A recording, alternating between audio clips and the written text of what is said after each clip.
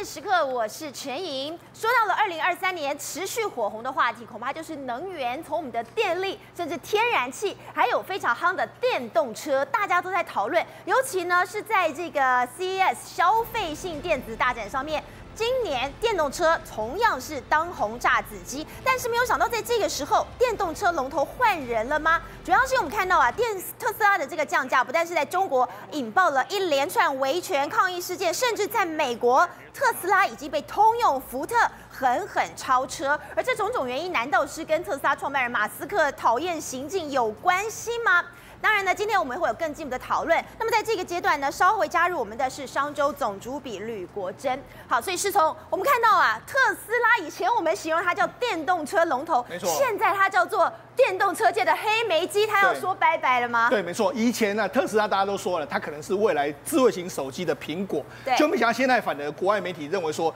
它可能会是电动车界的这个黑莓机，因为我们的黑莓机现在为止来说，已经几乎是消失了嘛，所以也就是说，它好像是泡沫一样，可能会瞬间长大，然后就消失的一个状况。那为什么会这个样？为什么他们会下这样的结论呢？因为第一个，我们先从特斯拉的股价来说，过去移动马斯克是全世界的首富啊，他的这个身家比第二名高很多，而且那这个特斯拉的这个市值可以突破1兆美金，这个是很多人一辈子都做不到，他做到。但是他做到之后呢，他也是变成是史上财富蒸发最快的富豪。你看他去年1年的时间里面，你看特斯拉的股价从最高点约莫是300-400块，跌到最低点来说，已经蒸发了72%。也就是说，这么大幅度的这个蒸发来说，第一个让很多股东都很失望。再来就是什么？因为你在去年年底的时候开始降价，原本的很多死忠的民众都是说，我买特斯拉不会跌价，你还承诺我们不会跌价，就没想到跌价。 就让很多死忠的客户呢相当的不满意。那你更不用讲，你原本是王者，但是问题是今年有非常多的这个电动车，从 Volkswagen 啊，或者说连 Sony 都要跨入这个领域啊，还有很多的都来了，福特、GE， 然后现在还有中国的厂商大幅度的进来之后，今年会变成是一个血战。 那血战的过程里面来说，对特斯拉比较不利的是说，因为目前为止来说，整个电动车的市占率已经要突破15%。那电动车超过15%是什么意思呢？你过去的这个任何的产品的经验是，你只要突破15%，譬如说以智慧型手机，它突破15%之后，它的成长速度会非常快。成长速度非常快的时候，会有新王者会出现。对，苹果就是在后来出现的一个王者，所以。 之前或许特斯拉是王者，但是15% 之后呢，你会不会是王者？会不会出现是个大家都是万家烤肉，这个大家香，就只有你自己一个倒霉的状况？或许会是今年特斯拉的写照，也不一定。但是思彤，你说啊，要降价的话，通常如果你只降一点点，对于我还没有买，我想买的人，大家不会抗议。但问题是它降价降太多了。如果说同样一辆车，它新车价差了台币40万，那我是不能接受的。特别是在美国，因为美国在今年还有一个抗通膨法案，美国会再补税给你，这个让你降税，所以呢，整个幅度会非常大。为什么这样说？我们先给大家看一下 Model Y， 它降价了1.3万美金，然后降了之后变成售价是52999，它可以获得7500块的美国的这个奖金，所以最后是用45490，所以折合可以省2万美金。2万美金你算一算就是60万台币，所以呢，一台车差60万，你那当然车主会很生气。去年买的，结果跟今年已经差60万，他当然会火大。你看，我们就以它最近降价的这个状况 ，Model 3，然后这个降价约莫是这个6%，然后 Model 3 Performance 是降14%，Model Y 降最多降20%嘛。那你看，因为 Model Y 是它要主打的车系，就它降最多，被大家骂死。然后 Model Y 的 Performance 降了19%，然后 Model S 也是都降大概1成到2成左右。所以很多人就非常不满意啊，就是你怎么会这个样子？就那他在美国被骂翻了，他在推特上面呢，很多人去跟他反映说，我一辈子再也不要买特斯拉，不买了。对，亏我那么爱你，就你这样说，降这么多，这是不寻常的事情？对，当然是不寻。为什么不寻常？第一个是说他要去抢，因为今年美国有所谓的补助方案之后，大家都降7500美金，你跟人家的价差拉的比较，因为特斯拉在过去一段时间它的定价就相对比别人高一点点，因为它享有的毛利比较高。那既然大家都要降价，那我就跟着降价，而且它主动跟你杀价。也就是说他也知道说，我们刚才不是说过了15% 之后，那个成长幅度会很快，所以我领先在这个时候降价，希望能够抢更多的，他才要冲更多的销售，用更多的量。虽然说我价格是下跌，但是我量增加，或许我整体获利会增加。那为什么他会这样想？我们讲，事实上之前有一个研究报告就说，丰田每卖一辆车大概赚1200块美金，但是你用特斯拉来说，它每一辆车可以赚9570美金，也就是说，快要9倍。对，也就是说它可以降价啊，所以我降价的时候，搞不好你就赔钱。所以他可能是用这个方式把你挤压出市场，但是无论如何啦，你降价还是伤了很多人的心，至少那些忠诚的铁粉呢，就对你真的是切心的要死啊！不只是伤荷包，其实伤的是心啊，更难平复的。对，那我们讲，事实上在美国是这样，美国已经伤了很多一大票始终粉丝的心之外，在中国也是一样，很多人们不爽啊。他去那个特斯拉的这个店里面维权啊，说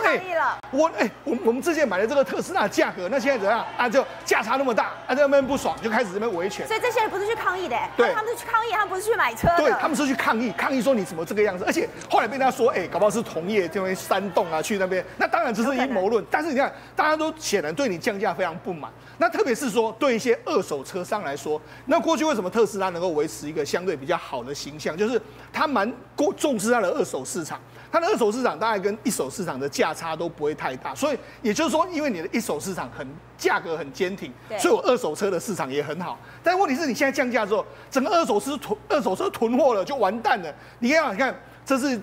在广州的一家这个二手车厂，你看小锤二手车厂，然后他就不收特斯拉，他挂出来不收特斯拉。对，为什么？因为你一直降，你去年就降了多少次？你之前在涨价 OK， 但是你降价绝对对他们。我的新车价都会比二手价还要便宜了。他就说什么？他说特斯拉的性价比不足以支撑它的价格。说实在的，很多人开过特斯拉都觉得说，它好像不值这个价钱。但是问题是，它的溢价在什么地方？溢价在特斯拉这个品牌，溢价在伊隆马斯克的身上。可是伊隆马斯克的神话破灭之后，这个品牌形象也破灭之后，它当然就不值这个。所以呢，他说基本上我收一辆车，平均要亏3万到4万人民币左右。所以他现在都不想做了。所以对特斯拉来讲的话，二手车价格撑不住，那一手车价格大幅下跌之后，当然对它整体的形象，至少就今年来说啊，很多人是对你不满的一个情况。好，所以呢，说到特斯拉大降价，其实说到为什么要降价，你刚才讲到的可能是一个价格战，价格上面的竞争，但是没有想到是跟一个神奇门槛有关系。对，没错，就是我刚才提到的15% 的这个神奇门槛。因为呢，事实上，你看 IBM 它在1994年就推出了这个智慧型手机 Simon。但是问题是，这个智慧型手机一直没有这个成型，甚至我们最早还有 PDA 等等一些类似是智慧型手机的东西，但它一直没有办法成为市场的主流。它一直到了后来苹果推出的 iPhone 之后，整个智慧型手机突破了15% 的市占率的这个甜蜜点之后，就开始快速的这个增加。现在我相信呢，大家应该都是用智慧型手机，市占率15%，对，就会启动一个世代交替。那目前为止也是一样，因为目前为止车的市场是这个传统的燃油车跟这个电动车。对，那你看它这个点约莫出现在这个时间点，你看过去这个渗透率是2%、4.6%、9%、12.5%，在今年可能会出现一个突破15%。你看它突破15%之后，就来到23%、32%，就是10%的快速成长。另外还有一个方面是因为什么？因为以前呢，你是一家独大，大家可能都没有进来这个生产电动车，但是现在是众家车厂出来啊，搞不好是会乱拳打死老师傅的这样的感觉啊！你看为什么这样？我们前一阵子刚好CES展。CES展之后，你看 Volkswagen 它推出了 ID.7， 它事实上从 ID.3、ID.4一直你看最新的这个车，它是一个纯电动车哦。对，纯电动，而且它等于是导入了人工智慧。听说你可以跟它对话，你可以用很简单的命令跟它说，我的手很冷，然后就帮你加热，等等各式各样。你看很酷炫的这个，你看 Volkswagen 的车，它还会自己变色。就是还有各式各样，这个外面不是都是 LED 的？对 ，LED 先在外面，然后还可以变色，然后有各式各样的图案。你说如果这样一台车来说，我也喜欢买啊。这个炫的，相对于特斯拉，就显得特斯拉没有什么特色。那除了这个之外，还有 Sony， 日本的也来了。对 ，Sony 是跟 Honda 他们一起合作的，他们有一个 Alphila 的这个概念车。因为 Sony 就主打什么？主打第一个我这个影像处理系统很好，而且它说结合娱乐很多 PS 的这个娱乐系统都在这里面。它也还蛮不错啦。另外还有 BMW 也推出一个全新的这个车子啊。你看它车子，它也是你看5颜6色的这个装扮啊，各式各样的东西啊。所以这各家车厂都在拼命推出新的车子。所以你看了这些，我跟你说它是电动车，你还要买特斯拉吗？另外还有一个，这个陈颖一定也相当有感。对他刚才他说他很重视车的内装，那我们知道其实很多人都看过特斯拉的内装，对，你会觉得说，它的内装真的有点阳春。我觉得这就是特斯拉它目前为止可能还抓不到很多像类似陈颖这样的观众的心的原因。那这不是只有陈颖自己这样想，你看连这个浙江这个所谓吉利旗下的这个极客电动车，他说什么？他说特斯拉对中国买家的这个理解不准确。怎么说？他们因为他们的内装啊缺乏中国消费者正在寻求的高级感。我们讲，特斯拉你一台车是200-300万以上起跳，结果你的内装好像是50-60万的，大家觉得说这完全搭不上来的感觉。你像说其他的车子你还可以选配啊，可是特斯拉它是没得选。对啊，所以你就觉得说，这个真的是，而且有人就曾经说它的组装的感觉啊，那个所谓公差，好像就是没有那么好。所以我觉得它等于是在很多小细节上面来说，的确是做得不太好。所以你看，它最近一段时间，它在中国的市占率也是不能说节节下滑，它在中国的销售成长率就没有别人那么好。我们如果对比它跟比亚迪，你看它去年的销售量是59%的成长，可是你看比亚迪是220%，对，那你更不用其他很多厂商都是一样，像什么极客啦、蔚来啦、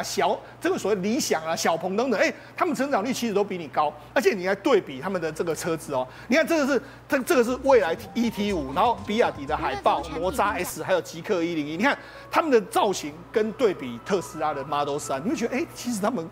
还比较好看呢。另外一个还有阿维塔11，还有小鹏的 G9，它是跟 Model Y 对砍的，你觉得其实他们还不错看啊。所以你就知道，事实上你除了外形，然后你的这个整体的这个内装又比较好，所以我才说特斯拉在今年会面临非常大的挑战。所以这样我们就知道了，你在乎的不是内装，是外形。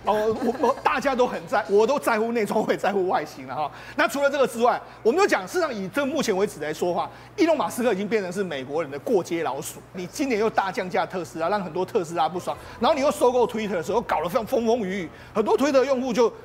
觉得说，你怎么可以这样做，让川普恢复账号，他们就很不满嘛。那还有另外一个，他公然就说，我支持这个共和党的候选人，所以导致什么？有一些民主党的候选人，大家对民主党的这个民众对你不满，所以整个你看，这是他的好感度一直不断的在往下跌。只有13.4%的美国成年人对特斯拉有好感，对不对？所以那一直不断在下降。上个月是16%，2022年的1月是28%，就一直不断在降，越来越少。所以也就是说，我说过去其实伊隆马斯克的这个特斯拉能够维持那么高价，有一部分是他的本身的这个溢价。好，那你看。我就讲嘛，为什么他敢在这时候降价？因为他还把一个秘密武器，除了说15%的那个市占率之外，还有一个秘密武器。这个秘密武器就是已经被认为说北美这个相关这个业务代表的这个朱小鹏。那为什么要找他来呢？实际上他找他来，因为他过去一段时间就是负责上海的超级工厂的这个建立，还有这个整个营运。那他是一个这个工作狂。根据这个伊隆马斯克或是特斯拉的说法是说，你看他每天早上6-7点的时候就开始开会，然后一直开会工作一整天，然后工作一整天的时候凌晨他也会发讯息给员工，然后如果他任何讯息给他发电子邮件或是讯息的话，他都是及时回复，也就是24小时几乎是 on board 的一个状况。他比马斯克还工作狂。对，那我觉得马斯克会欣赏他，一定是他是这样子嘛。马斯克曾经说过中国人很认真啊，那他还说他很多事都亲自自己去做。他讲了一个故事是过去上海超级工厂在完工之后遇到台风之后就有屋顶上面有水，就他自己亲自这个朱小鹏亲自带领了人一起上去把这个水一瓢一瓢把它摇下来。这个故事是有点夸张了，不过你就知道说他其实是事必亲为的这个状况。但他来之后真的有没有用？他来到这个中国，来到这个所谓德州厂之后，你可以看这是德州厂的员工，那里面有一群人在这边，就是这一群人。你看他们都是这个黄皮肤，就是中国面孔。他们是谁呢？对，朱小鹏把他的上海团队带来这边，直接带过去德州的。对，然后改造整个德州厂。那改造有没有用？还真的有用。他说他们现在开始改造之后呢，原本的这个德州厂来说的话，一个礼拜大概只有生产1000台左右的 Model Y， 就没想到他们去之后，居然升到3000台啊！3倍啊！3倍的这个状况，所以你就知道，其实。或许因为有朱小鹏来了，或许是因为这样，所以伊隆马斯克有那个信心可以降价去跟这个其他厂商做一个杀价的状况。不过无论如何啦，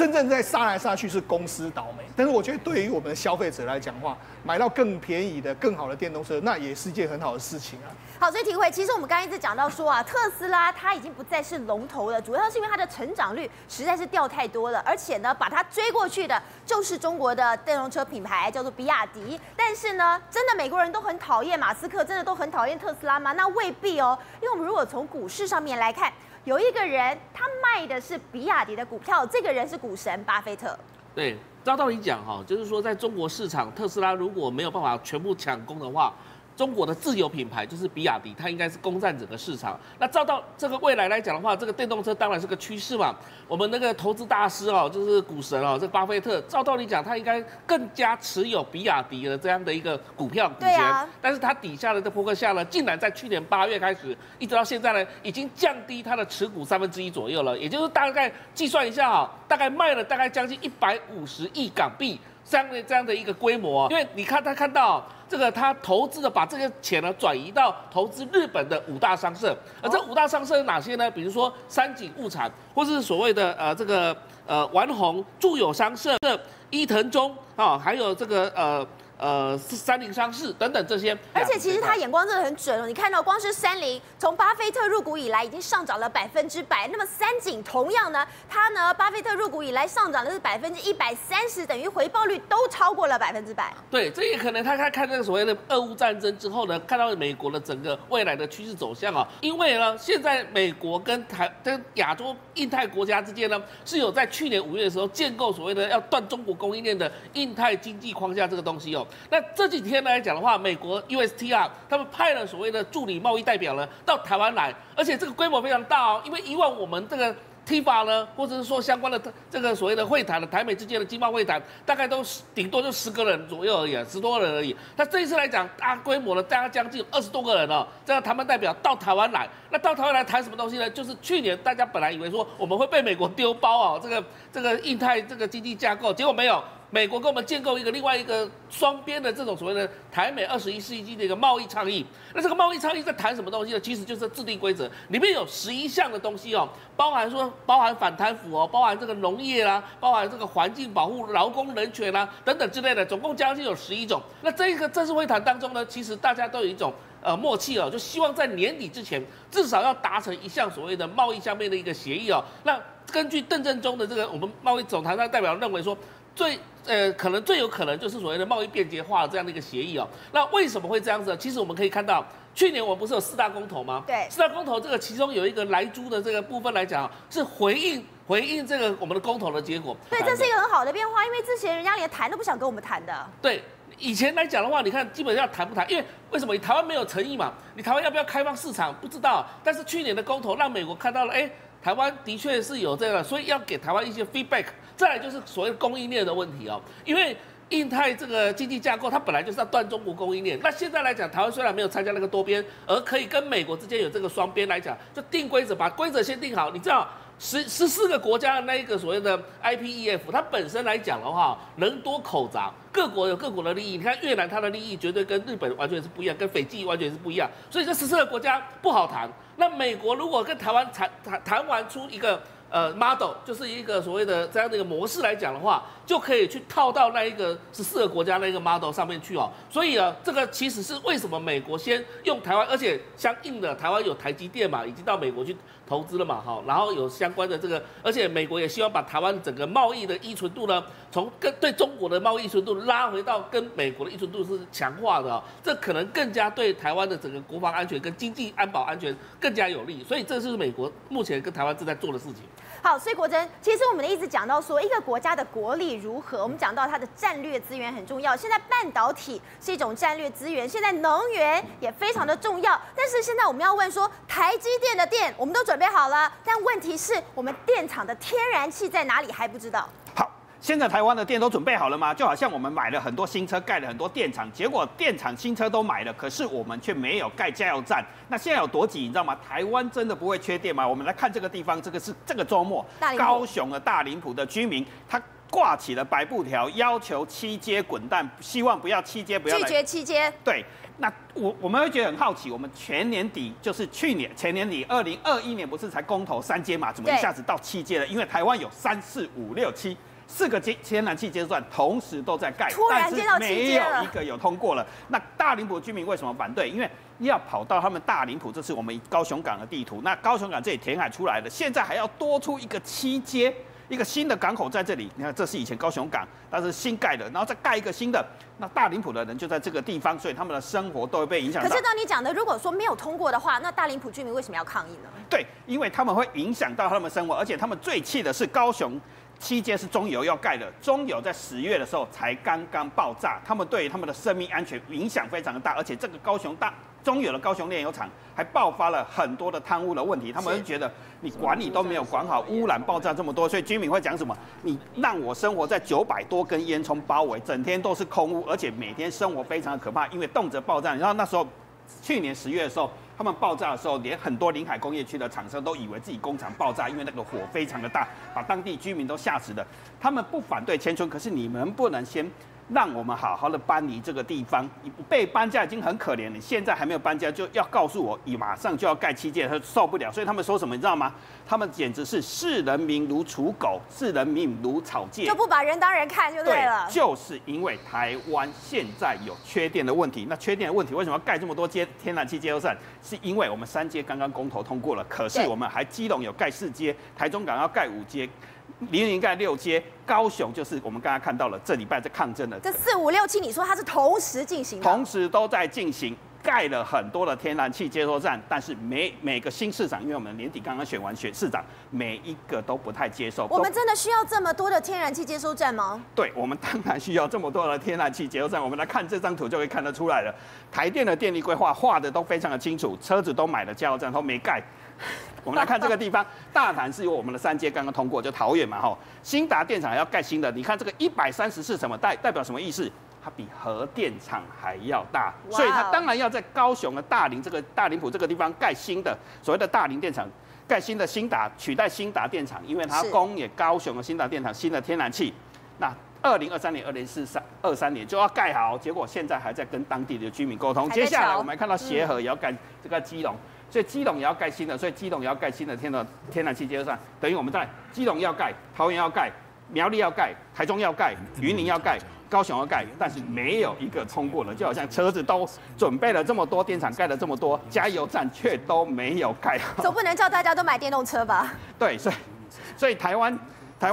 我们为什么会推这么多电？为什么要盖这么多？经济部次长讲得非常清楚，台积电的新的工厂用电量。一个电厂就要60万到70万千瓦，相当于一个大型火力机组，所以我们相关的电都准备好了。这当他说了，所以他说什么你知道吗？我相信30年来绝对没有看过台湾一口气同时盖4个电厂，这绝对是历史记录。如果把它全部加起来，就是900万千瓦，这是什么代表什么意思呢？比3个核四还要大，比3个核四还要大，对比3个核四还要大，所以他拼。2030年全部都要完工，问题是居民还在抗争，而且抗争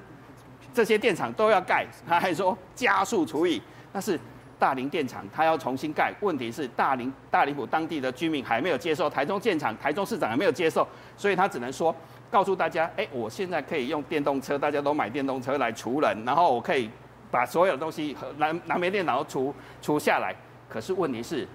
有电厂没有天然气，你是怎么发电？你是要给什么出电呢？对，所以现在要急着解决这个问题。可是让当地居民愤怒的是什么？愤怒的是中油不只会爆炸，大林炼油厂管理还非常出很多问题，这是他的最高主管，他现在被法院起诉。他收王姓厂商200万的利，原来还收红包，收红包，而且被起诉贪污，还在他的办公室收出了2700多万，所以对居民来讲，我怎么受得了？好，所以正好，其实现在呢，台湾民众担心的是电的问题，但是现在全世界在看的是台海危机，尤其我们看到呢，美军的这个尼米兹航舰打击群现在已经来南海巡弋了，当然也让中国非常跳脚。对，现在南海是火药库哦，现在是尼米兹号航母打击群，美国的跟中国的山东号的航母打击群哦，短兵相接。我们先给大家看这个，这是山东号的、这是中国人民海军微信公众号特别公布的、就说山东号，因为第一个辽宁号被我们讲说是瓦良格号，就说是这个破船组合的嘛。那山东号呢是中国第一个全自制的航空母舰哦，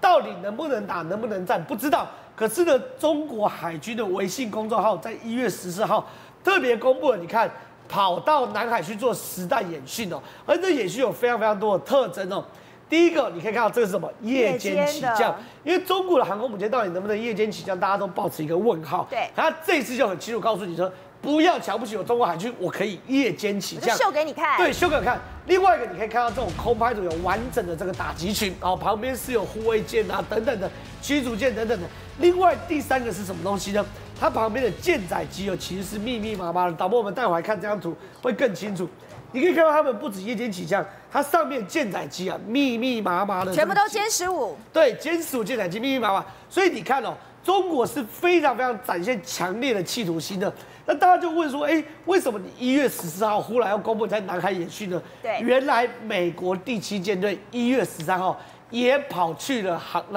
南海去做演训了。导播待会来看，这个是我们的尼米兹号。尼米兹号你可以看到，从12月21号、12月23号、1月3、1月4、1月5号到1月13号，正式绕过台湾南边的巴士海峡，进入到整个南海地区去做演训。所以变成是说两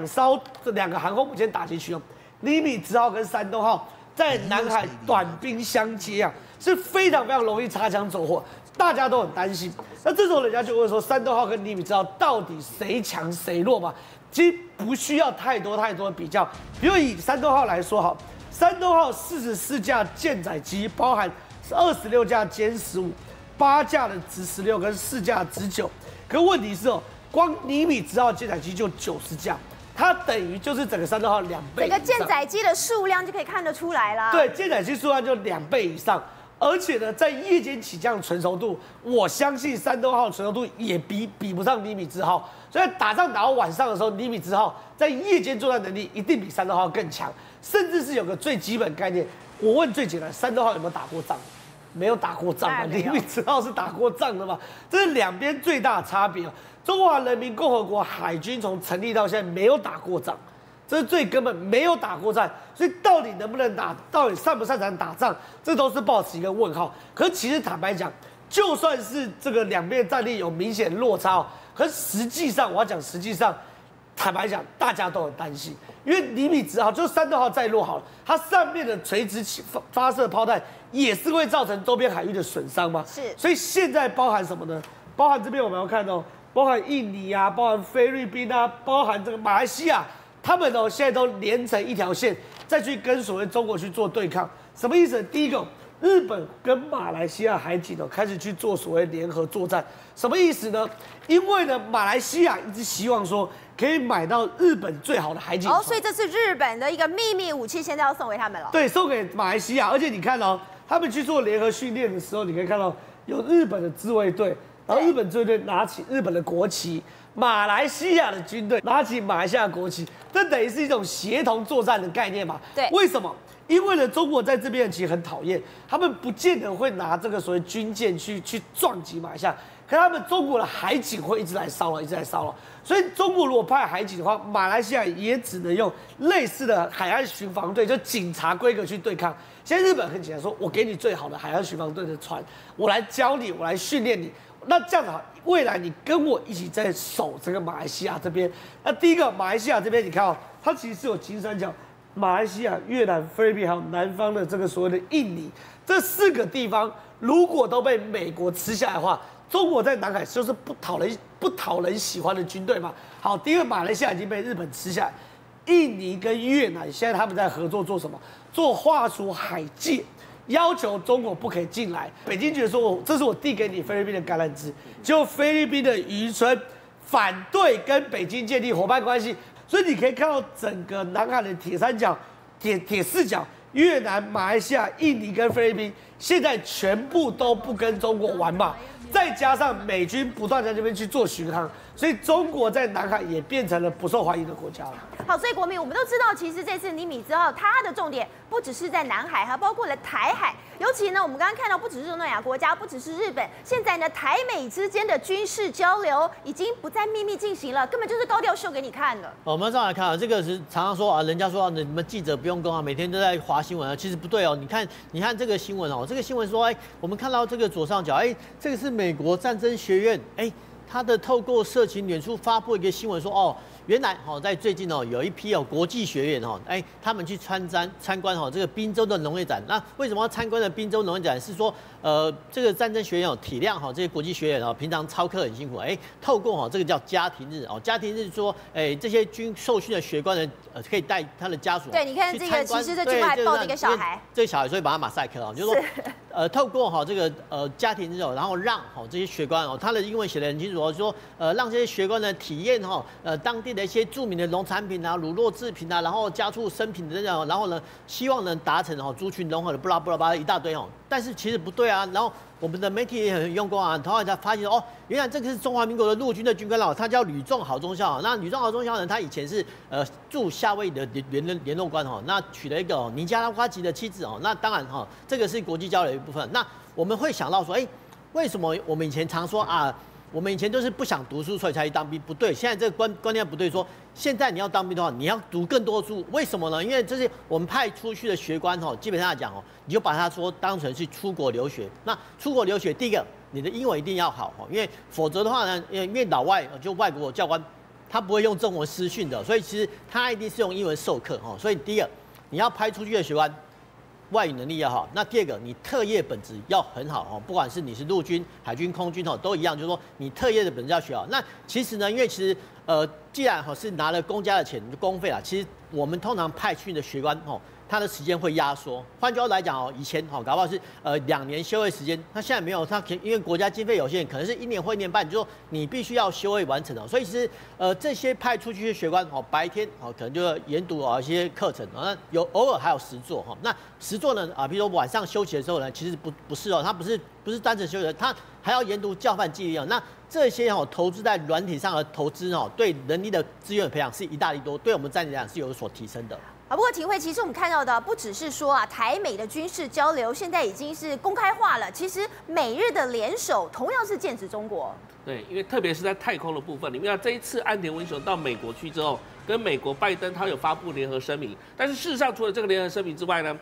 这个美国跟日本之间本来长期以来就有2+2的这个所谓建构的这样的一个这个框架，就是外长跟那个国防部长，这在当中里面特别也提到，他们跑到那个 NASA